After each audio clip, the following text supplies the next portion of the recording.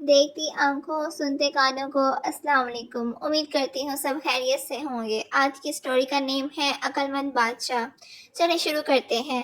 بہت مدت پہلے دور دراز کے ایک ملک میں یہ قاعدہ تھا کہ اس ملک کے لوگ ہر سال اپنا بادشاہ تبدیل کرتے تھے۔ جو بھی بادشاہ بنتا وہ ایک عہدے نامے پر دستخط کرتا کہ اس کی حکومت کا ایک سال مکمل ہونے کے بعد وہ اس عہدے سے دستبردار ہو جائے گا اور اس ایک دور دراز جزیرے پر چھوڑ دیا جائے گا جہاں سے وہ کبھی واپس نہیں آ سکے گا۔ جب ایک بادشاہ کا ایک سالہ دور حکومت مکمل ہو جاتا تو اسے ایک مخصوص جزیرے پر چھوڑ دیا جاتا جہاں وہ اپنی بقیہ زندگی گزارتا۔ اس موقع پر اس بادشاہ کو بہترین لباس پہنایا جاتا اور ہاتھی پر بٹھا کر اسے پورے ملک کا الوداعی سفر کروایا جاتا جہاں وہ سب لوگوں کو آخری بار خیر باد کہتا۔ وہ بہت ہی افسوسناک اور غم زدہ لمحات ہوتے اور پھر وہاں کے لوگ بادشاہ کو اس جزیرے پر ہمیشہ کے لیے چھوڑ آتے۔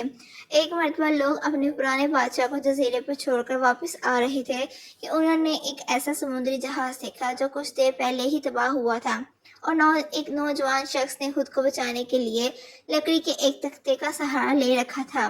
چونکہ ان لوگوں کو ایک نئے بادشاہ کی بھی تلاش تھی، لہٰذا انہوں نے اس نوجوان شخص کو اپنی کشتی میں بٹھا لیا اور اپنے ملک لے آئے اور اس سے ایک سال کی حکومت کرنے کی درخواست کی۔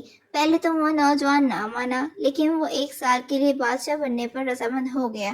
وہاں کے لوگوں نے اس بادشاہت کے تمام اصول اور طریقے سمجھا دیے اور یہ بھی بتایا کہ ایک سال کے بعد وہ اسے فلاں مخصوص جزیرے پر چھوڑ آئیں گے۔ بادشاہت کے تیسرے دن ہی اس نوجوان بادشاہ نے اپنے وزیر سے کہا، مجھے وہ جگہ دکھائی جائے جہاں گزشتہ تمام بادشاہوں کو بھیجا گیا تھا۔ بادشاہ کی خواہش کا احترام کرتے ہوئے اسے وہ جزیرہ دکھانے کا اہتمام کیا گیا۔ وہ جزیرہ مکمل طور پر جنگل تھا اور جنگلی جانوروں سے بھرا ہوا تھا۔ ان جانوروں کی آوازیں جزیرے کے باہر تک سنائی دے رہی تھیں۔ بادشاہ جائزہ لینے کے لیے تھوڑا سا جنگل کے اندر گیا اور وہاں اس کے پچھلے تمام بادشاہوں کے ڈھانچے پڑے نظر آئے۔ وہ سمجھ گیا کہ بہت جلد اس کا بھی یہی حال ہوگا اور جنگلی جانور اس کو چیر پاڑ کھا جائیں گے۔ ملک واپس پہنچ کر بادشاہ نے مضبوط و توانا جسم کے 100 مزدور اکٹھے کیے، ان سب کو ایک جزیرے پر لے گیا اور حکم دیا کہ جنگل کو ایک ماہ میں مکمل طور پر صاف کر دیا جائے، تمام خطرناک جانوروں کو مار دیا جائے اور سب فالتو درخت کاٹ دیے جائیں۔ وہ ہر ماہ جزیرے کا دورہ کرتا اور کام کی نگرانی بھی خود کرتا۔ پہلے مہینے میں ہی تمام خطرناک جانوروں کو مار دیا گیا اور پھر بہت سے درخت بھی کاٹ دیے گئے۔ دوسرے ماہ تک جزیرہ مکمل طور پر صاف ہو چکا تھا۔ اب بادشاہ نے مزدوروں کو حکم دیا کہ جزیرے پر مختلف مقامات پر خوبصورت باغات تعمیر کیے جائیں۔ وہ اپنے ساتھ مختلف پالتو جانور مثلاً مرغیاں، گائیں، بھینسیں، بطخیں اور بھیڑی وغیرہ بھی جزیرے پر منتقل کر رہا تھا۔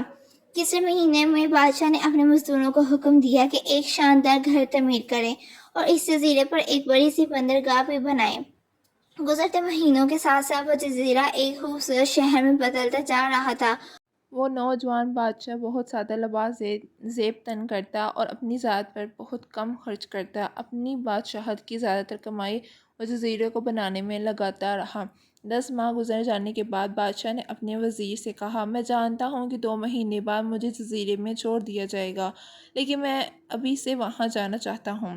وزیر اور دوسرے وزراء اس بات پر متفق نہیں ہوئے اور بادشاہ سے کہا، آپ کو 2 ماہ مزید صبر کرنا ہوگا تاکہ سال مکمل ہو جائے۔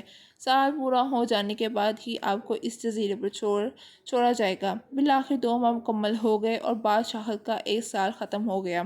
حسب روایت وہاں کے لوگوں نے اپنے بادشاہ کو شاندار لباس پہنایا اور ہاتھی پر بٹھایا تاکہ وہ اپنی رعایا کو خیر آباد کہہ سکے۔